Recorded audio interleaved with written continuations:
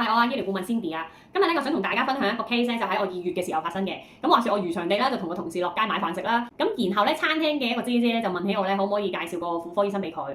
咁我呢啲職業病嘅人就即刻問佢發生咩事啊，係咪唔舒服啊咁樣啦。咁佢就話啦，其實佢都唔舒服咗一排㗎啦，不過咧佢冇保險啦，所以佢就去咗公立醫院度排期睇醫生啦。咁睇完醫生都做咗超聲波檢查嘅。咁做完超聲波檢查嗰個報告咧，就發現佢有一個9cm 大嘅子宮肌瘤。唉，9cm 大，即係幾大咧？其實就講緊可能我嘅手板大半隻咁大。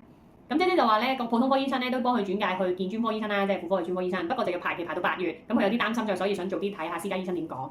咁我聽到梗係覺得，哇，點解9cm大都仲要等成半年先可以睇到個專科醫生咧？都未講我哋做手術喎。咁跟住姐姐就笑住同我講啦，佢話因為咧個醫生同佢講話未夠10cm大，所以唔算係急症嘅。咁通常急症咧就可能2個星期已經睇到醫生㗎啦，但係因為佢依家呢個 case 就唔算啦，所以佢要等多半年啦。唉 ，OK。我只可以讚下呢個姐姐真係好豁達啦，佢仲可以咁樣笑住咁鬆容咁同我講。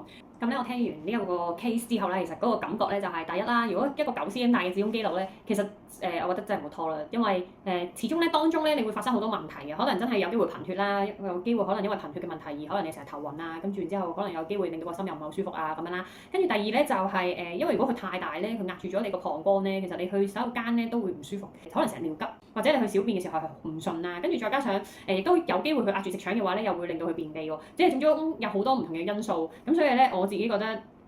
有呢個情況下咧，要快啲睇醫生，盡量可以早啲處理就早啲處理啦。其實我都想俾多少資訊大家嘅，就係咧，如果你睇私家嘅婦科醫生啦，可能其實個診金咧都唔係大家諗得咁貴嘅，大家都係預1500蚊內都已經可以見到醫生嘅啦。同埋咧，加上婦科醫生其實佢睇症嘅時間咧都可以用個超聲波咧即場去睇翻你子宮入邊嘅情況嘅。咁有啲醫生咧可能喺個診金裏面已經包咗做呢一個檢查啦，咁亦都有啲醫生可能係加幾百蚊去做埋呢個檢查。所以咧其實你話如果見出面私家嘅醫生咧，個費用其實又唔係好大嘅。咁但係當然如果你為做手術就另計啦。咁做手術可能呢個情況啦，嗰個手術費都有可能講緊8至10萬啦，咁仲未計其他嘢啦。但係我都明嘅，因為咧姐姐就講啦，佢冇保險啊嘛，所以佢焗住都要喺公立醫院搞啦。其實我都有做過研究咧，就係話婦科醫生嘅一啲可能穩定嘅個案咧，係長達86個星期先見到醫生，即係幾多咧？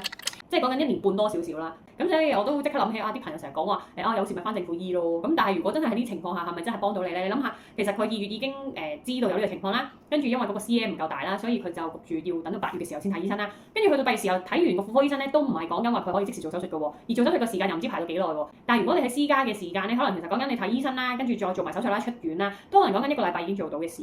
咁所以喺我嘅立場嚟講咧，其實公立醫院同埋私家醫院都係有分別嘅。咁再加上咧第3點咧，就係好多朋友成日覺得咧保險係呃人嘅。澄清一點先，我唔係 agent 嚟㗎，我唔係保險經紀嚟㗎。咁咧，但係喺我嘅世界裏面咧，我會覺得保險其實係一個產品咯，明買明賣嘅。咁只不過咧有好多人咧唔清楚入邊嘅條款啦，或者可能你買嗰份單嘅性質係啲乜嘢啦，所以導致咧就會當要搞索償嘅時候咧，就會好似有好多問題發生啦。咁但係咧，我鼓勵啦，大家咧，如果你有買開保險或者冇買開保險都好啦，真係咧你可以重新再了解下你自己買緊嘅一啲產品係屬於啲咩產品嚟嘅。咁當然梗係要揾翻你哋嘅保險經紀啦。咁所以咧，以上就係我種種嘅一啲睇法啦。我都想透過呢啲小故事咧，去話翻俾大家聽咧，其實香港嘅一啲醫療啊，咁亦都可以等大家認知多少少啦。咁我今日分享咧就去到呢度啦。咁如果你係有一啲問題想問我啊，或者可能你哋都遇過呢啲情況啦，你都可以留下留言俾我嘅，或者 IG inbox 啦。咁我哋下次再見啦，拜。